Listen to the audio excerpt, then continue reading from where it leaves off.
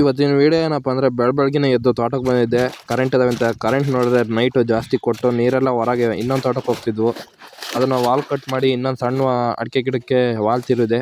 Wall ತಿರುವಿದಾದ್ಮೇಲೆ ನೀರು ಯಾಕೆ ಸಣ್ಣಕ್ಕೆ ಬರ್ತದೆ ಅಂತ ನೋಡಿದ್ರೆ ಇಲ್ಲಿ ಎಂಡ್ ಕ್ಯಾಪ್ನೇ ಫುಲ್ ಬ್ಲ್ಯಾಕ್ ಆಗಿತ್ತು. ಕಸರು ನೋಡ್ಬೋದು ನೀವೇ ಎಷ್ಟು ಬ್ಲ್ಯಾಕ್ ಆಗಿದೆ ಅಂತ. ಅದನ್ನೆಲ್ಲ ಕ್ಲೀನ್ ಮಾಡಿ ಸರಿ ದನಗಳಿಗೆ ಮೇವಾಗಲಿ ಅಂತ ತೊಗರಿ ಕಡ್ಡಿ ಕೊಯ್ಯೋಣ ಅಂತ ಬಂದೆ. ಇವು ತೊಗರಿ ಕಡ್ಡಿನ ಯಾಕೆ ಕೊಯ್ತಿದ್ದೀನಿ ಅಂದರೆ ಇವು ಕಾಯಿನೂ ಆಗಿಲ್ಲ, ಹೂವು ಬಿಟ್ಟಿಲ್ಲ, ಏನೂ ಆಗಿಲ್ಲ. ಈ ತೊಗರಿ ಕಡ್ಡಿ ಸೀಡ್ಸ್ನ ನಾವು ಆಗ್ರಾ ಆಫೀಸ್ನ ತಂದಿದ್ವಿ. ಇವು ಯಾಕೆ ಏನು ವರ್ಕೇ ಆಗಿಲ್ಲ, ಬರೀ ಹಸ್ರಿಗೆ ಹಬ್ಬಿದಾವೆ. ದನಿಗೆ ಮೇವು ಕೊಯ್ಕೊಂಡು ಹೋಗೋಣ ಅಂತ ಹೋಗಕ್ರೆ ನಂದೇ ಕೈ ಕೊಯ್ಕೊಂಬಿಡ್ತು. ನೋಡ್ಬೋದು ನೀವೇ.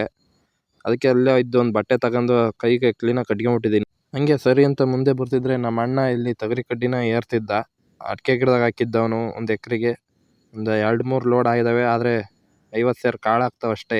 ಕೃಷಿ ಆಫೀಸ್ನ ತಂದಿರೋ ಸೀಡ್ಸ್ ಎಲ್ಲ ಹಿಂಗೆ ಆಗಿರೋದು.